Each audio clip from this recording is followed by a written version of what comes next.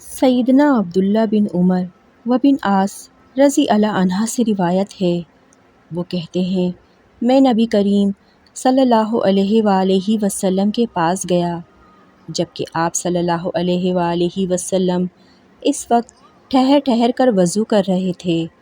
آپ نے سر اٹھایا اور مجھے دیکھ کر فرمایا، اے میری امت، قیامت سے پہلے تمہارے اندر 6 بڑے بڑے امور رونما ہوں گے۔ پہلی چیز تمہارے نبی کی موت ہے۔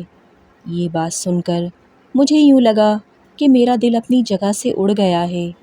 رسول اللہ صلی اللہ علیہ وآلہ وسلم نے فرمایا، یہ ایک ہے۔ پھر فرمایا، اور تمہارے اندر دولت کی اس قدر ریل پیل ہوگی کہ کسی کو 10,000 بھی دیے جائیں گے تو وہ اسے قلیل سمجھے گا اور ناگواری کا اظہار کرے گا۔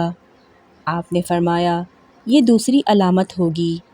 پھر آپ نے فرمایا، ایک ایسا فتنہ رونما ہوگا جو تم میں سے ہر ایک کے گھر میں داخل ہو جائے گا۔ رسول اللہ صلی اللہ علیہ وآلہ وسلم نے فرمایا، یہ تیسری علامت ہوگی۔ آپ صلی اللہ علیہ وآلہ وسلم نے فرمایا، اس طرح کثرت سے موتیں واقع ہوں گی جیسے بکریاں ایک خاص بیماری کی وجہ سے مرنے لگتی ہیں۔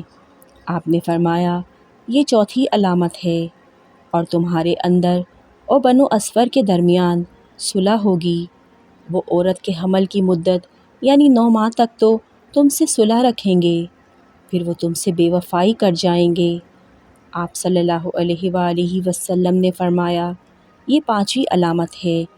پھر آپ نے فرمایا، اور ایک شہر فتح ہوگا، یہ 6ٹھی علامت ہوگی۔